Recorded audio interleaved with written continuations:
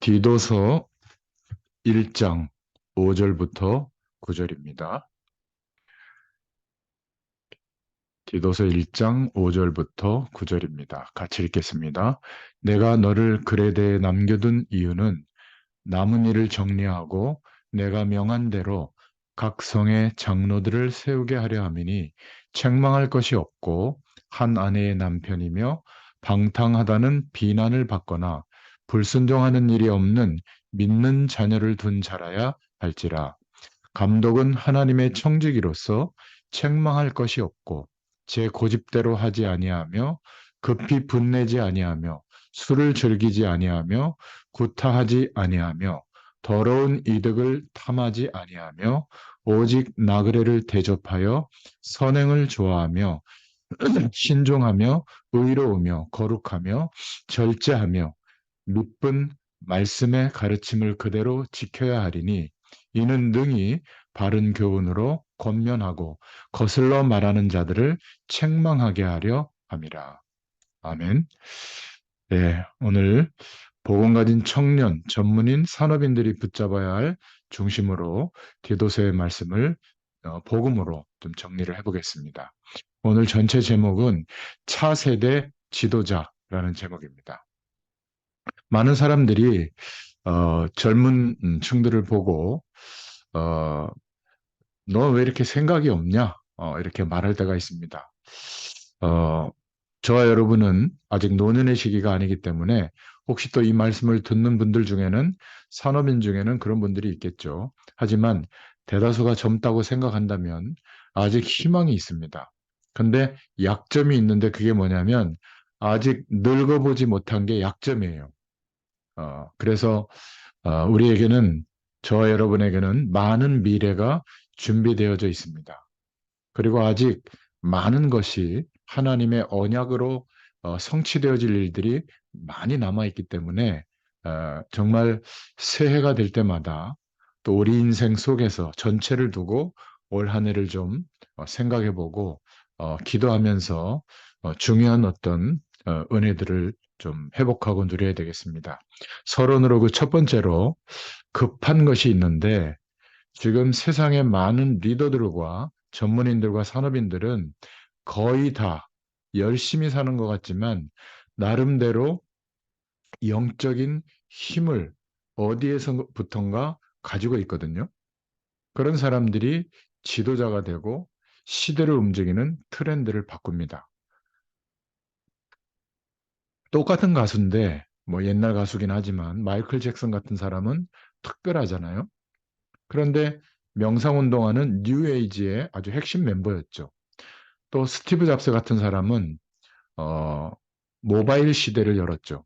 그 전까지는 5천 년 동안의 시대가 완만하게 변하는 농경 시대를 살았고 또 산업혁명이 일어나서 사람이 했던 일을 기계가 만들었을 때 또 어마어마한 속도가 변화가 일어나서 시대를 바꿨죠. 그 시대를 200년 동안 변화를 일으키는 어, 어, 산업시대다. 뭐 이렇게 말할 수가 있겠고 또 얼마 지나지 않아서 많은 일들이 합쳐져서 이제 지식정보 사회가 됐죠.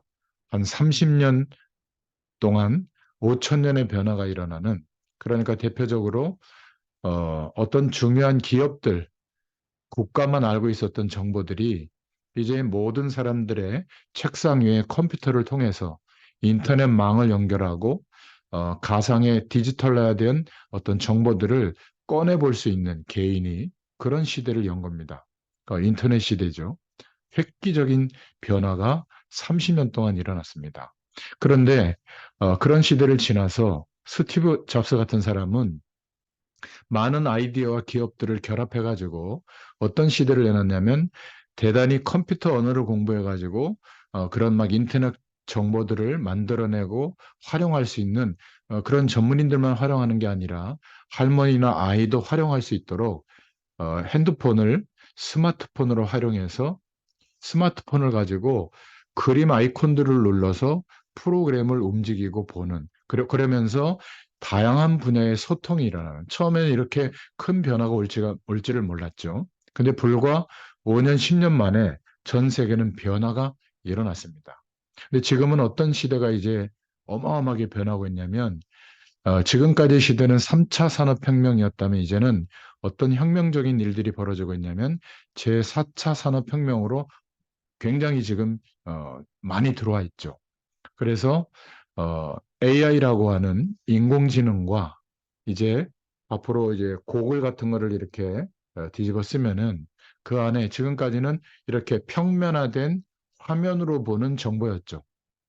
그래서 서로 소통하려면 키보드로 뭔가를 만들거나 아니면 손으로 뭐 문자를 쳐가지고 정보를 만들거나 뭐 하여튼 그랬습니다. 근데 이제는 어, 챗GPT로 이제 대표되는 AI 인공지능이 본격화되어져서 이제 보이지 않는 새로운 세계, 가상 공간의 세계가 이제 열리면서 이제는 거기에서 뭐 타이프를 치거나 뭐 문자를 이렇게 어, 손가락으로 쳐서 보낼 수가 없잖아요.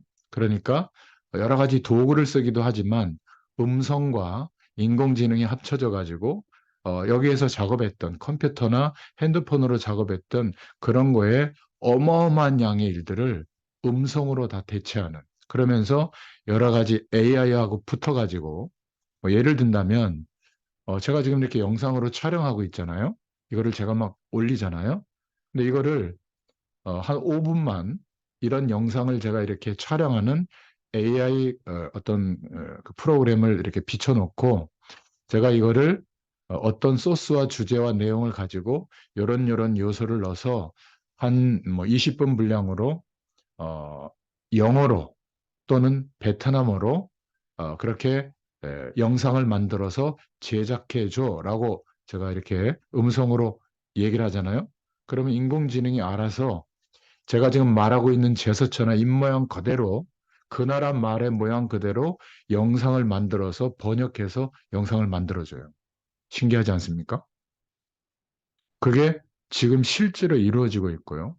그리고 마이크로소프트라고 하는 회사가 그 챗GPT라는 그 회사가 시작이 될 때 막 어마어마한 돈을 투자했기 때문에 이제는 마이크로소프트 회사가 갖고 있는 전 세계에서 수집한 데이터들 이런 것들을 활용해서 분석 기능하고 AI가 붙기 때문에 지금 뭐 스마트폰으로 이렇게 잠깐 명령을 해서 조금 뭐 전화 걸어주는 정도 이 정도가 아니라 너무나 많은 작업들을 너무나 짧은 시간에 다양하게 또 전 세계에 흩어져 있는 정보들을 허용만 된다면 그거를 분석해 가지고 논문으로 만들어 줄 수도 있고 PPT 자료로도 만들어 줄 수도 있고 영상으로도 만들어 줄 수도 있고 물론 약간의 한 3만 원 정도의 어떤 비용을 매달 지불하면 이런 것들을 이제 개인이 얼마든지 생산해내고 만들어낼 수 있는 그런 중요한 시대가 왔고 그것을 이렇게 평면에 된 화면에서 보는 게 아니라 메타버스라고 하는 가상 공간 안에 들어가서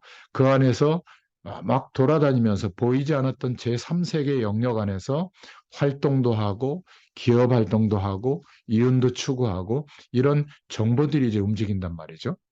그런데 이제 문제는 우리가 태어나서 공부하고 부모님 잔소리 듣고 경험했던 그 속에서 만들어진, 찾아진 내가 바로 나라고 생각하거든요. 그거는 과거의 나예요. 어떤 면에서는 하나님 없이 생각해 보면 병든 자입니다. 물을 떠나 있었던 물고기와 같은 존재였던 거죠. 이제 예수 그리스도로 말미암아 하나님과 함께하는 축복, 영원한 생명의 축복으로 거듭난 자가 됐다면 이제 하나님께서 66권의 말씀을 통해서 우리에게 말씀하고 계시는 이런 존재로 회복되어졌다. 너와 함께 할 것이다. 또 이제 우리가 살아가는 모든 삶의 태도와 기준은 말씀하신 대로 바뀌어져야 정상일 텐데 여전히 예전에 하나님 없이 출생해서 자라왔던 그래서 알게 됐던 나 그게 나인 줄 알고 힘들어하고 바꾸려고 하고 있거든요. 그러니까 성경은 그런 우리 자아에 대해서 바꾸라고 하지 않고 죽어야 된다. 죽지 않으면 생명으로 역사하시는 하나님의 축복이 시작되지 않는다고 말하고 있는 겁니다. 예수님이 그리스도 되어 주신 일, 그 일에 우리가 믿음으로 동의되어져서 믿게 되어졌을 때 영원한 생명으로 거듭난 회복되어진 새로운 자, 하나님이 함께 하시는 축복으로 사는 인생으로 바뀌어진 것을 우리가 믿고 인정하고 거기에 대한 사실적인 은혜와 믿음이 회복될 때 어떤 일이 시작되어지죠? 내 수준은 똑같이 옛날과 별 차이가 없는 것 같은데 세계 복음화할 수 있는 축복을 내게 주셨구나. 예수 그리스도께서 성령으로 함께하고 계시는구나. 이것을 막 기도 행위를 해서 알았다면 이제는 기도 행위보다 하나님이 함께하고 계시고 함께 하시는 축복 속에서 나를 왜 복음 속에 부르셨고 무엇 때문에 이 땅에 존재하게 하는지 본격적으로 인생관, 세계관이 바뀌도록 하시거든요. 그러니까 주일날 예배드렸던 말씀을 조금 묵상하고 하나님을 바라보고 복음으로 회복되어야 된 내용들을 좀 생각하고 구하면 한마디로 말하면 성령의 충만을 구할 때 실제로 내가 노력해서 오는 결과나 세상의 많은 가치들이 합쳐서 오는 결과하고 아무 관련이 없는 하나님이 주시는 응답이라는 게 옵니다. 이거는 육신적인 것이 포함되어 있지만 주로 성경에서 말하고 있는 영원한 영적인 축복이죠. 이 응답을 받기 시작하면 기도가 돼요. 기도 행위를 말하는 게 아니라 하나님이 바라봐지고 멀리 계신 게 아니라 창조주 하나님이 거룩한 영, 성령으로 나와 함께하고 계시는 것이 믿음 안에서 실제가 됩니다. 보이지 않았지만 이제 실제가 되고 신기한 것은 내가 예전처럼 막 이렇게 기도 행위를 하고 있지 않는데 어느 날부터 24시간 내가 하루를 살아갈 때 성령으로 하나님이 계속 동행하고 계시다는 것이 인정이 되고 확인이 되고 기억이 되는 거예요. 자, 이러면요. 기도 행위를 내가 특별히 하지 않았는데 함께 하시는 하나님의 인도하심과 역사하심이 무엇인지를 알게 되고 내 삶에 나타나요. 대표적인 거. 예수 잘 믿어도 아픕니다. 제가 아무튼 뭐 면역력이 좀 떨어져서 지금 뭐몇 가지 이런 증상이 있는데 그 중에 하나가 이 대상포진이 왔는데 뭐잘 모르다가 이렇게 온몸에 퍼지고 난 뒤에 병원에 가다 보니까 이 후유증이 좀 오래 걸려서 지금 만 2달 이렇게 넘어가고 있거든요. 아직도 약간 바늘 한 2, 30개가 꽂혀 있는 상태 같아요. 이런 거를 겪으면서 어떤 생각을 했냐면 더 심각한 질병이 와 있는 사람들은 어떨까 이런 생각을 해봤습니다. 똑같은 문제인데 하나님이 함께 하시는 것을 기억하고 그것을 인정하면 어떻게 바뀌냐면 제가 이런 결론이 왔거든요.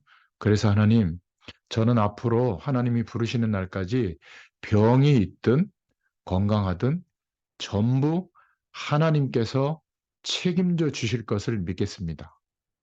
이렇게 이번에 결정을 했어요. 그러면 안 아프느냐? 아픈 시간까지는 계속 아픕니다. 그러나 그것 때문에 제가 더 손해를 보거나 영적으로 흔들리거나 그렇지 않습니다. 우리가 다른 사람보다 모자랄 수도 있고 뒤떨어질 수도 있는데 이제 지금은 어떤 시대냐면 많은 객관적인 공부를 해서 학위를 따고 자격을 얻는 그런 위치에 도달하는 공부도 필요하지만 전 세계와 소통할 수 있는 지식, 방법, 도구, 현장을 다 만들어 놨어요. 우리가 너무 세계복음화에 관심이 없다는 걸 아시고 하나님이 복음을 전혀 모르는 사람들에게 천재성을 부여해가지고 너무나 오랜 시간 동안 연구해가지고 이 모든 시스템을 다 만들어 놓고 우리 보고 활용해 보라고 하는 거예요. 그 마이크로소프트사에서 만드는 프로그램을 제가 다운받아가지고 한번 해봤는데요. 너무 잘 돼 있어요. 그리고 삼성 핸드폰에 이제 S24인가요? 이제는 인터넷과 연결이 안 돼도 이어폰을 꽂으면 열 몇 개 나라 언어로 주고받는데 지장 없을 정도로 통역이 되는 겁니다. 이제 그런 핸드폰이 18일 날인가? 언제죠? 이제 출시가 된대요. 미국에서부터. 획기적이지 않습니까? 그러니까 통역? 그것도 그냥 단순한 통역이 아니라 의역 비슷한 통역까지 될 정도로 참 굉장한 시대에 살고 있는 겁니다. 한마디로 말하면 발전했으니까 공부해야 된다 그 말이 아니라 조금만 이제는 학위를 따는 공부가 아니라 세계와 소통할 수 있는 개인이 세상을 향하여 중요한 메시지를 던지고 그것을 모든 사람들이 전달받을 수 있는 통로와 수단과 현장이 열려 있는 거예요. 저는 이거를 요즘 보면서요. 정말 우리 신앙인들이 이 눈을 뜬다면 세계복음화가 막 굉장한 조직과 어마어마한 힘을 가져야만 세계복음화하는 것이 아니라 연약한 나도 가능하구나. 여러분, 이 눈이 열려져야 될 줄로 믿습니다. 그러려면 하루에 가장 편안한 시간을 찾아서 아침에 조금 일찍 일어나서 하셔도 되고, 주무시기 전에 하셔도 되고, 낮에 시간이 잠깐 있어도 됩니다. 말씀을 생각하면서 하나님을 좀 바라보는 시간, 깊은 기도의 시간을 한번 가져보세요. 하나님의 응답이 오잖아요. 그러면 내가 기도 행위를 일부러 갖지 않아도 이제는 하루 종일 살아가는데 하나님이 함께하는 축복이 사실적으로 경험됩니다. 이러면 다른 인생이 시작이 돼요.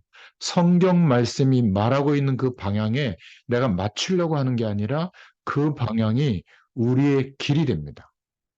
이렇게 바뀌어져요.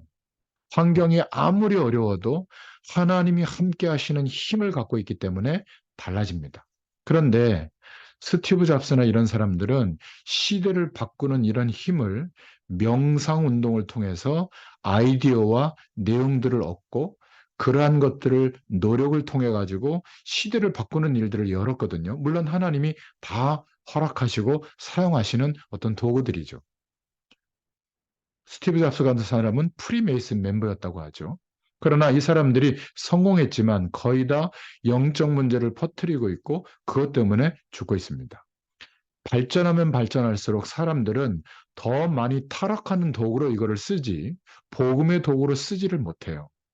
여러분 이 눈을 뜰 수 있기를 바랍니다. 그래서 저와 여러분은 그러한 사람들은 유대인 조직이나 뉴 에이지 멤버들이나 또 프리메이슨 멤버들은 악한 영의 지배를 받지만 저와 여러분 하나님의 자녀이기 때문에 창조주 하나님, 거룩한 하나님의 영, 성령의 지배를 받고 있거든요. 그러니까 단순히 도와주세요가 아니라 나의 모든 삶을 성령 하나님께서 지배하여 주옵소서 이것을 확인하는 시간이 기도예요. 어떤 면에서는 맞다고만 해도 하나님의 능력이 나타납니다. 여러분, 이 기도가 회복돼야 돼요. 그래서 예수님이 승천하시기 전에 제자들에게 부적을 남겨주거나 주문을 남겨줬거나 특정한 현상이나 특정한 어떤 이렇게 특별한 어떤 말씀이나 이런 거를 남겨준 게 아니에요. 딱 하나, 너희는 이렇게 기도해라. 성령의 충만을 달라고 기도해라. 너무나 간단하잖아요. 그래서 초대교회 성도들이 정말 아무런 길이 없었기 때문에 예수님의 약속을 붙잡고 열흘 동안 성령의 충만함을 달라고 약속하신 대로 달라고 전혀 기도에 힘썼던 겁니다. 그 결과 어떻게 됐죠? 어떤 기도의 상태가 됐죠? 대단한 성공이 온 게 아닙니다. 어떤 면에서는. 순교해야 될 시간이 온 거예요. 하나님이 그렇게 응답하신 겁니다. 그런데 하나님이 함께하는 은혜가 죽음이라고 하는 문제에 대해서도 그렇게 거절하거나 도망가지 않을 만큼 순교 앞에서도 순종할 만큼 하나님이 은혜를 주신 겁니다. 그 축복을 누리게 된 거예요. 여러분, 이 힘이 청년, 전문인, 산업인들에게 먼저 있어야 돼요. 그래서 하나님이 때로는 낮추시기도 하고, 때로는 황당한 문제를 겪게도 하고, 오해를 받기도 하고, 막 몰아붙이는 자리에 있기도 하고, 시달리기도 하는 겁니다. 왜? 하나님의 자녀는 가장 절박해지면 어떻게 하죠? 기도하기 시작하거든요. 물론 그 문제를 해결해 달라고 기도하지만 결국은 하나님께서 우리에게 주신 어마어마한 축복, 기도를 알게 하시는 겁니다. 자, 두 번째 준비되어야 될 게 뭐냐면 객관성이에요. 저도 목사님들을 많이 만나보고 교회 속에서 뭐 중간 사역자로 이렇게 생활을 해보고 있지만 교회 전체를 보고 일하는 사람을 아직 잘 못 봤어요. 여러분 반드시 깨달아야 됩니다. 저와 여러분은 불신자들이 함께 살아가고 있는 세상에서 살아야 되거든요.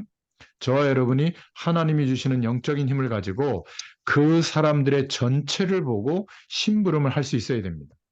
아무리 옳은 말이라고 해도 전체를 못 본 말은 틀린 말보다 더 위험한 거예요. 나무나 나무만 보고요. 숲 전체를 보지 못하고 가는 길은 위험한 길이 될 수 있는 겁니다. 예를 들면 내가 일하고 있는 직장, 그것만이 아니라 그 직장의 본사, 전 세계 그 분야의 기업들, 그 속에서 일하는 나와 동등한 조건 속에 있는 사람들이 하고 있는 일의 모습들, 그리고 빠져 있는 거, 부족한 거, 또 앞으로의 미래에 이루어질 거, 적어도 이 정도는 보고 그 속에서 하나님이 나를 왜 여기에 있게 하시는가? 그러면 길이 나오거든요. 그러면 흐름이라는 게 보입니다. 이것은요, 기도하고 현실 속에서 생각해보고 이게 많은 인생의 시간이 합쳐지면서 어느 날 보이기 시작하면 절대로 사기를 당하거나 절대로 일확천금을 꿈꾸거나 그런 태도를 취하지 않습니다. 자, 그 다음에 세 번째 필요한 것이 주관성입니다. 이 주관성은 고집을 부리는 게 아니라 전문성을 말하는 거거든요. 갈수록 그렇습니다. 내가 이 세상에 변화되어지는 수많은 이러한 것들을 능히 다룰 수 있도록 하나님은 우리에게 모든 기능과 생태계를 준비해 놨어요. 조금만 시간을 할애해서 좀 활용해 보면 됩니다. 이제 이런 것을 가지고 사회에서 계속 부딪혀 나가고 영적인 힘을 가지고 나가야 될 줄로 믿습니다. 그래서 기억하기 쉽게 CVDIP, 언약의 여정을 가는 거거든요. 우리의 인생을 열심히 사는 게 아니라 하나님이 우리를 복음 속에 부르셔서 이 시대, 우리들의 시대, 그리고 우리가 겪고 있는 문제와 환경을 보여주신 거예요. 전쟁의 시대에 다윗은 어떤 기도 제목을 갖게 됐죠? 바로 언약궤가 저 하나님의 언약 백성의 손에 있지 않고 이방 민족 그 손에 있구나. 또 어릴 적부터 사무엘 선지자를 통해서 너는 왕이 될 것이다. 근데 그냥 왕이 아니라 어떤 왕이요?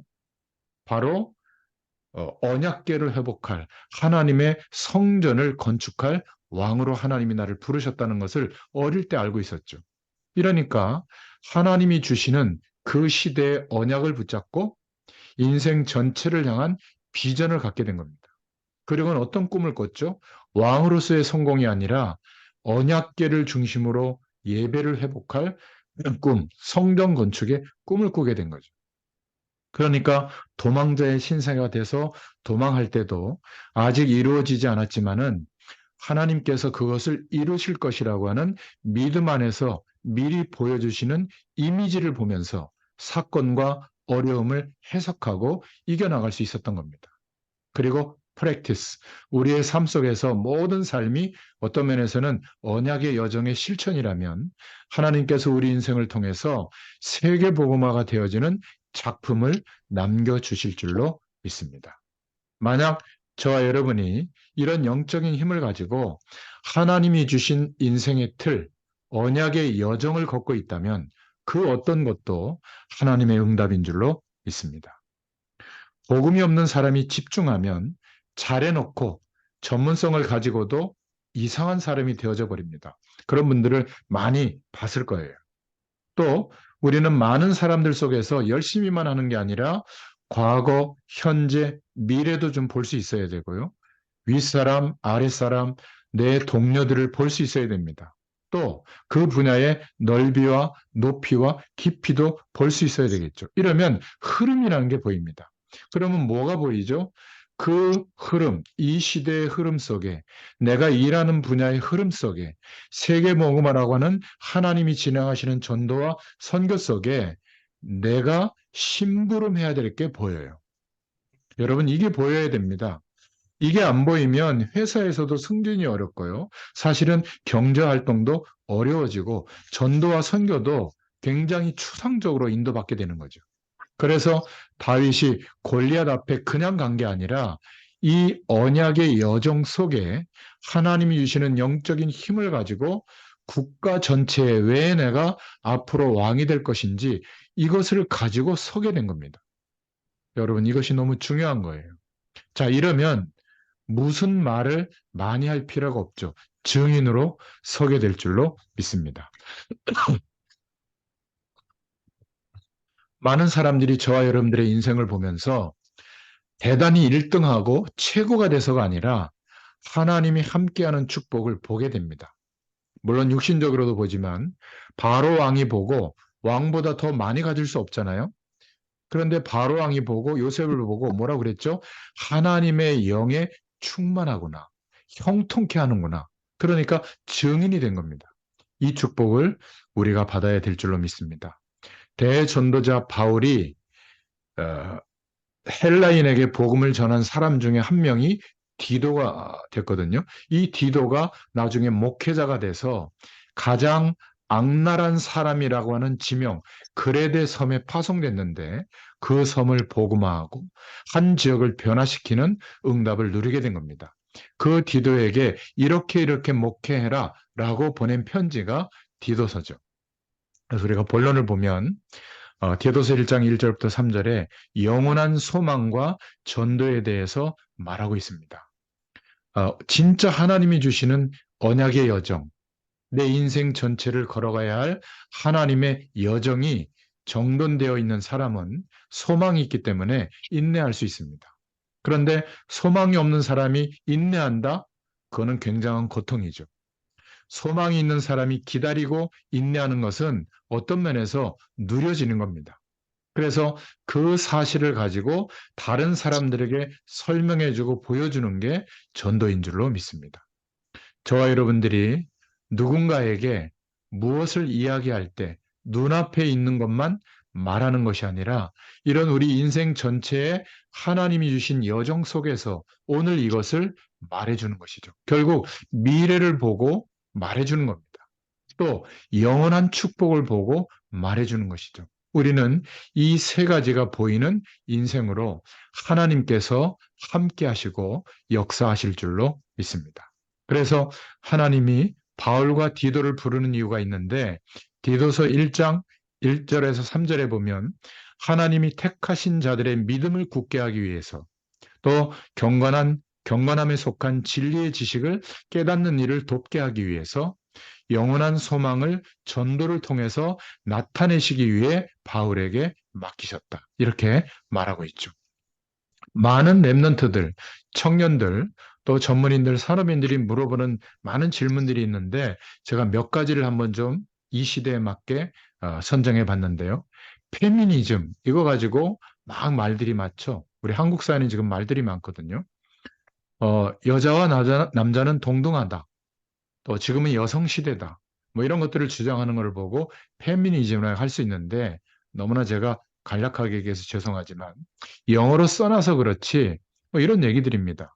그런데 우리나라도 그렇지만 어느 나라든지 보수, 진보가 있어요. 정치적으로. 우리는 살아가면서 그 둘 중에 하나를 만나게 됩니다. 보수의 좋은 말은 잘 지키자는 거거든요. 보수의 나쁜 말은 극우, 막 너무 오른쪽이다 이런 말을 하잖아요. 또 진보의 좋은 말은 발전하자는 거예요. 변화하자는 겁니다. 나쁜 말은 막 좌파, 막 너무 이렇게 극단적으로 막 변화하는 거, 막 지적하는 거 이런 거를 말하죠.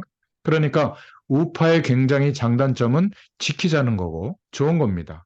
좌파, 진보파의 핵심은 얽매이는 것에서 벗어나고 변화하자는 거거든요. 그래서 무슨 얘기를 하냐면 인간을 차별하지 말자. 종교를 차별하지 말자. 동성애자를 누르지 마라. 해방시켜라. 법으로 정하자고 하니까 우파에서는 반대하고 좌파에서는 싸우고 이러고 있는 거죠. 이런 것들을 좀 이해할 수 있어야 됩니다. 뭐가 옳다 그르다를 말하고 있는 게 아니죠. 여자와 남자는 동등하다. 흑인은 해방해야 된다. 여성도 해방돼야 된다. 다 여기서 나온 것인데 무서운 게 뭔지 아세요? 이게 어디까지 발전되냐면 종교에서 해방돼야 된다. 더 무섭게 발전하는데 그래서 너는 하나님이라는 존재에 얽매이지 마라. 여기까지 가는 겁니다. 그게 신이 있고 타락한 인간이 있고 그 중간에 구세주가 온다. 이런 세계관, 기독교인들이 만드는 세계에서 벗어나는 세계를 만들자. 그게 뉴 에이지 운동이거든요. 여러분, 그게 굉장한 겁니다. 이게 한두 해에 걸쳐서 만들어진 생각이나 문화의 흐름이 아니에요. 이게 문제거든요. 그리스도에 얽매이지 마라.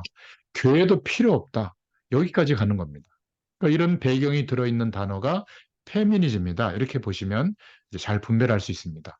두 번째로는 자극적인 매체를 우리가 어떻게 분별해야 될까? 말은 하지 않지만 뭐 이렇게 야한 동영상 뭐 그런 것들 잘못하면 성적인 이렇게 타락이 오게 되는데요. 뭐 볼 수 없잖아, 안 볼 수가 없잖아요. 몇 번 누르면 보기도 하고 너무나 선정적인 것들이 많죠. 그런데 문제는 어떻게 보느냐가 문제고 어떤 사람이 보느냐가 문제입니다. 그런데 영적 문제를 가진 사람은 그런 거 보잖아요. 거기에 빠져버리고요. 그리고 그런 범죄까지 저지르는 사람으로 바뀝니다. 여러분 뭐 어, 카드놀이를 한 번 했다. 한국에 화투를 한 번 쳤다. 그게 뭐 그렇게 나쁘겠습니까? 근데 영적 문제 가진 사람이 그거 하잖아요. 노름꾼 돼버립니다. 여러분 해외에서 누군가 우리에게 뭐 과자라든지 음료수라든지 뭐 이렇게 먹을 걸 준다. 여러분 그거 조심해야 됩니다. 왜냐하면 거기에 마약 그런 것들이 들어있거든요. 정상적인 사람은 아, 이런 것도 있구나 경험하고 끝날 수 있지만 영적인 문제가 있는 사람들은 완전히 거기에 빠져버리게 되거든요. 여러분, 동성애가 잘못됐냐, 잘 됐냐, 그런 말이 아니라 정치적으로 이용하는 게 문제인 겁니다. 여러분, 이성에게 사랑을 느껴야지 동성에게 사랑을 느낀다. 그거는 정상은 아니에요. 영적인 병이다. 이런 거는 참고할 수 있어야 되잖아요. 꼭 기억하셔야 됩니다. 자, 세 번째, 교회 밖에 사랑하는 사람, 이성 친구를 만들어도 만나도 될까? 결론부터 내리자면 저와 여러분은 복음으로 답이 안 난 사람은 사실은 유익이 안 됩니다. 어, 목회자라도 복음으로 답이 안 난 목회자는 본인도 어렵고 성도들도 어렵게 하죠. 여러분, 부모도 복음으로 답 안 나버리면 가족 전체가 고생합니다. 참고하시길 바랍니다. 더군다나 여러분이 평생을 살아야 될 부부일 경우에 어떻게 되겠습니까? 아직 복음으로 답이 안 난 만남이라면 이것을 두고 기도해야 될 줄로 믿습니다. 근데 우리가 판단하기는 힘들어요. 우리가 어느 정도 이렇게 사람을 만나보면 느낌이라는 게 있잖아요. 예수 그리스도의 복음에 집중돼 있는지 신비주의적 신앙인지 아니면 너무 따지기만 하는 신앙인지 이론에 머물러 있는지 알 수 있잖아요. 좀 참고할 필요가 있습니다. 좀 넓게 생각해 보고 진짜 복음 안에 있으면 하나님은 저와 여러분에게 필요한 사람을 만나게 해 주실 줄로 믿습니다. 혹시 이성 친구를 사귀더라도 정말 하나님의 언약을 누릴 수 있다면 저는 너무 좋을 것 같아요.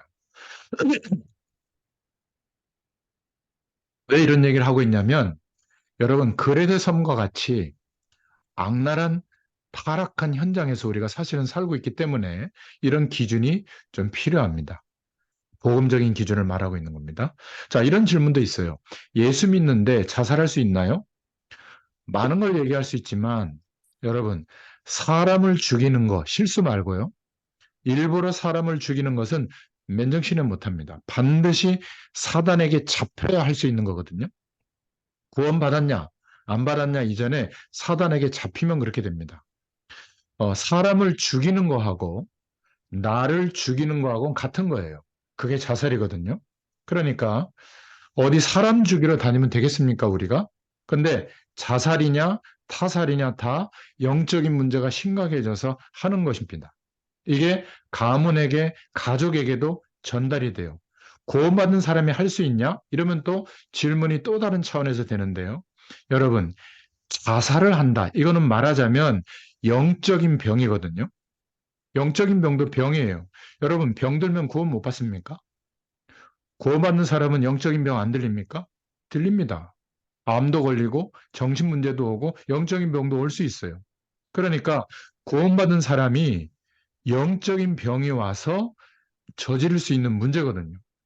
그러니까 이런 것들을 참고하고 이런 세상 사람들이 결국에는 사단의 손에 장악당하니까 자살 충돌이 늘고 자살이라고 하는 이런 문제들이 커지고 있는 겁니다. 이런 것들을 기억하면 좋겠어요. 또 이런 일들이 있죠. 복음 가진 부부가 임신 중에 유산한 아이는 천국에 갈 수 있나요? 이거는 굉장히 신학적인 질문인데 몇 가지 이론이 있습니다. 어린아이가 태어나자마자 죽거나 뱃속에서 죽은 것은 구원받는다. 이런 이론도 있고요. 심지어 아기 가진 엄마 아빠가 예수 믿고 있으면 아기도 구원받는다. 이렇게 주장하는 이론도 있습니다.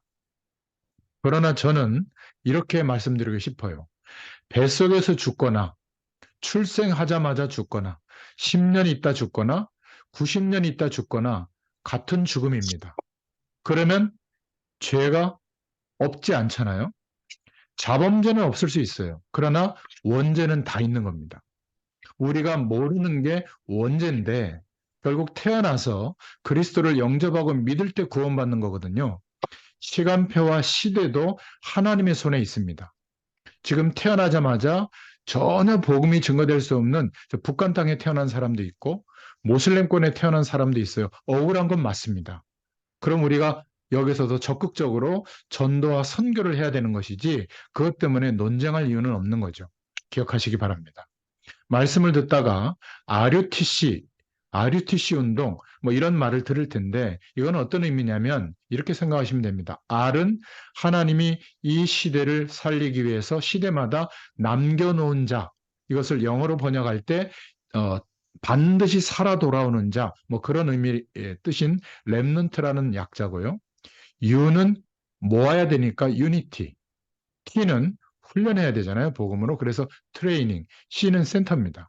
그러한 어떤 건물들, 그러한 시스템들을 곳곳에 세우자. 그래서 이 다음 세대들을 일으키는 운동을 하자. 이렇게 이해하면 되겠습니다.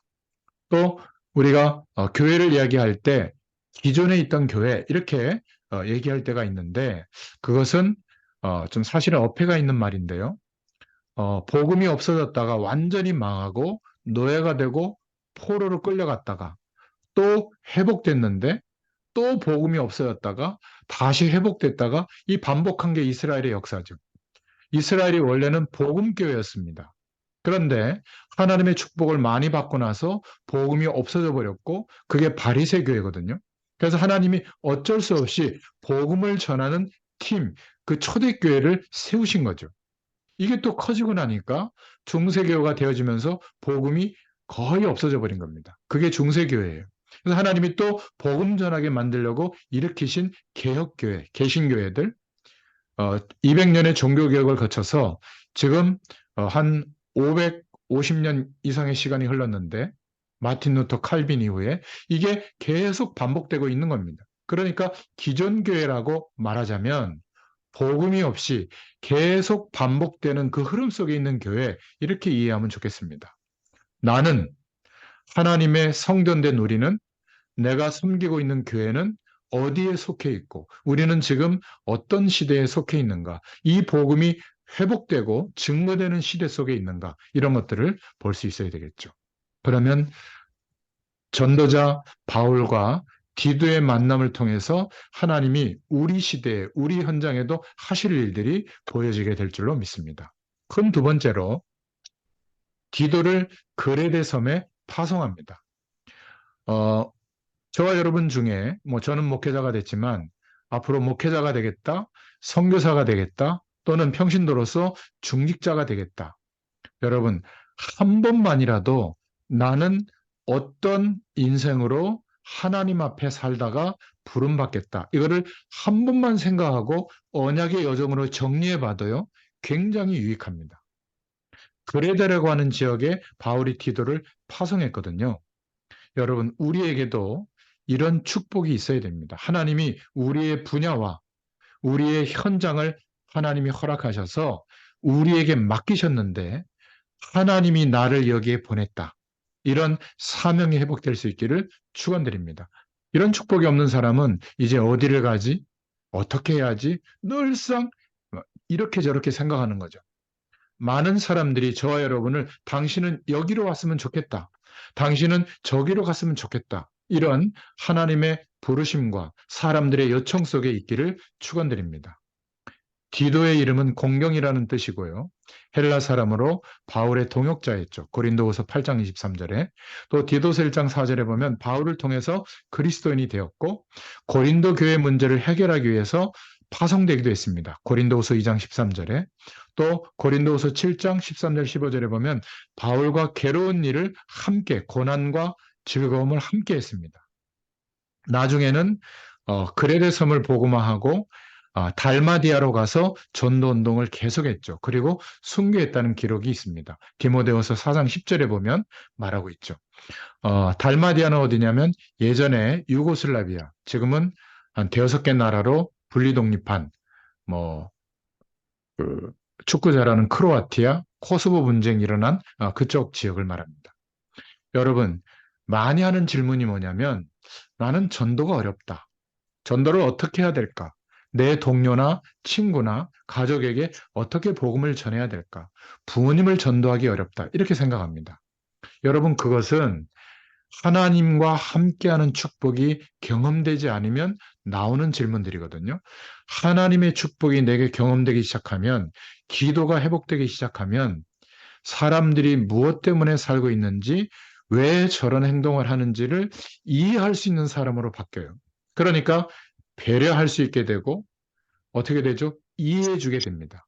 이게 전도의 시작이에요. 그러니까 상대방이 나에 대해서 경쟁 상대로 생각하거나 막 기분 나쁘게 생각하지 않습니다.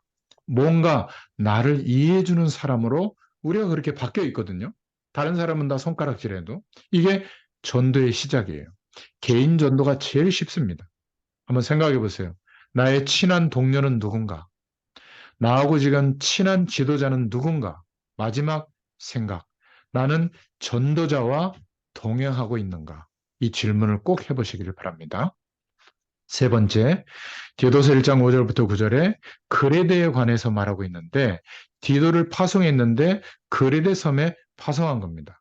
이 그레데 섬은 지중해 주위의 많은 섬 중에 큰 다섯 번째 섬이에요. 우리로 말하면 한 도쯤 해당되는데 비옥한 섬이었고 그러면서 마태복음 2장에 보면 마가다락방의 문이 열리고 응답이 온 날 마가다락방의 초대가 되어서 15나라에서 사람들이 모였는데 감남산에서 내려와서 이제 모였을 때 거기에 누가 참여하고 있었냐면 성경에 나옵니다. 그레데 사람이라는 이름이 나와요. 참 놀랍지 않습니까? 이런 아주 그냥 악질 동네인데 여기에서도 복음의 역사가 시작될 때 참여했던 멤버들 중에 그레데 사람이 나오는 겁니다. 그래서 바울과 디도가 이 현장에 들어가서 복음 전할 때 복음 공동체를 세우고 교회를 세울 수 있었죠.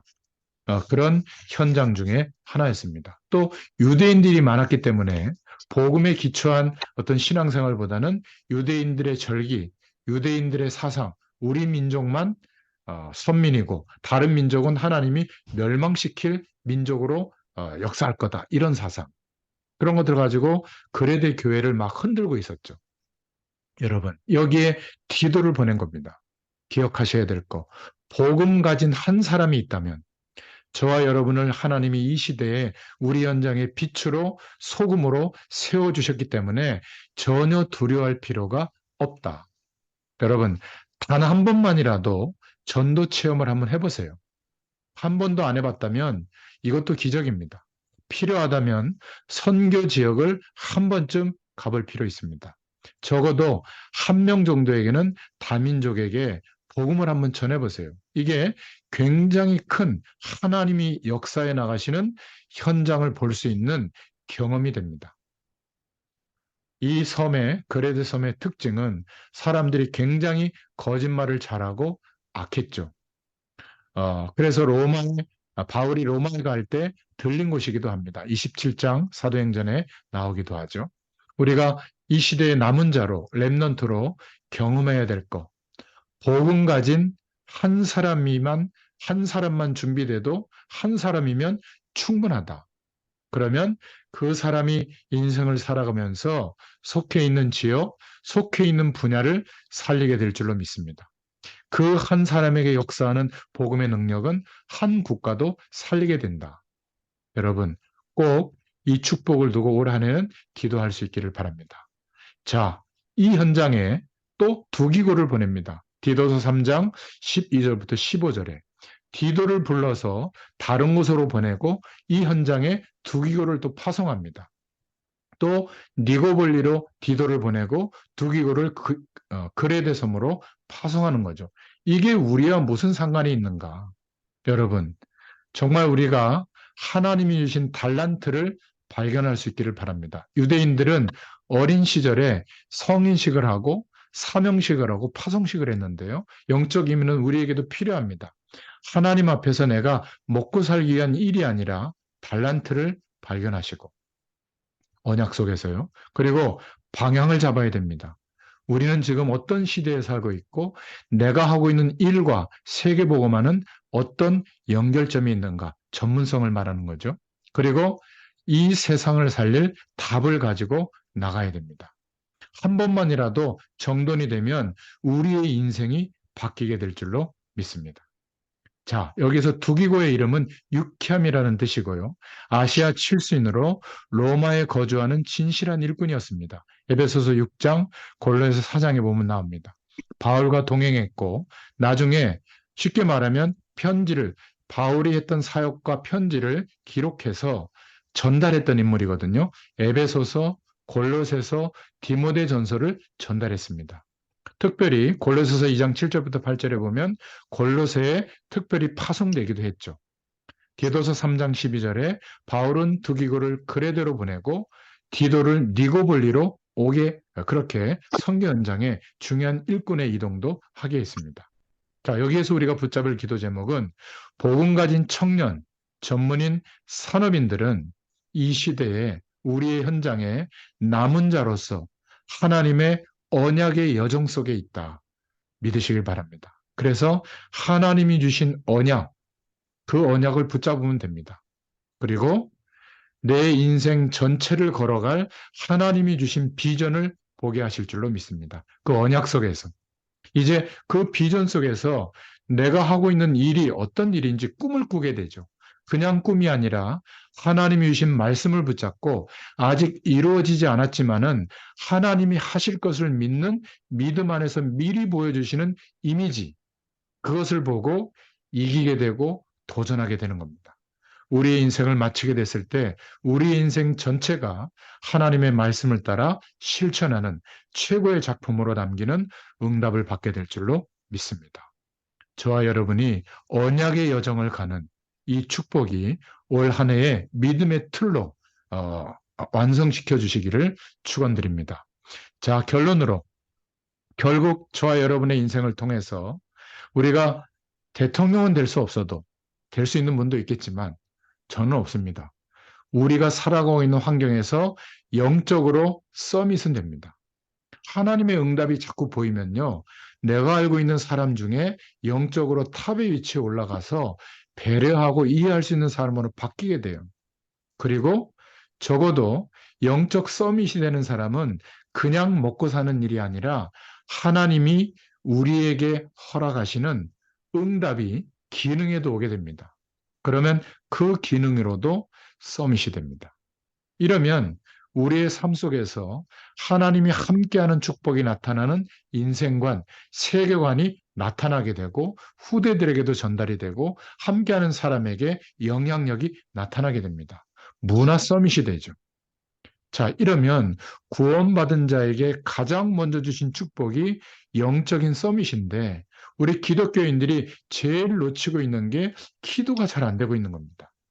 연초에 오늘 하나님의 말씀을 통해서 복음 가진 청년 전문인 산업인들에게 이 은혜가 회복될 수 있기를 축원드립니다.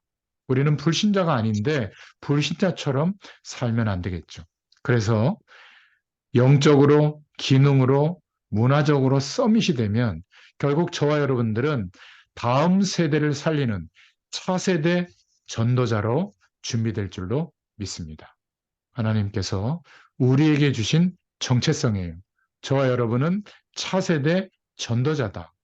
무슨 직업을 가지든지 그 직업을 통해서 차세대를 변화시킬 전도자다. 주님께서 빨리 이 땅에 재림하시도록 땅끝까지 복음 증거하도록 하는 그 일에 차세대의 언약의 바톤을 부여받은 전도자다. 이게 우리가 견뎌야 하고 도전해야 될 이유인 줄로 믿습니다.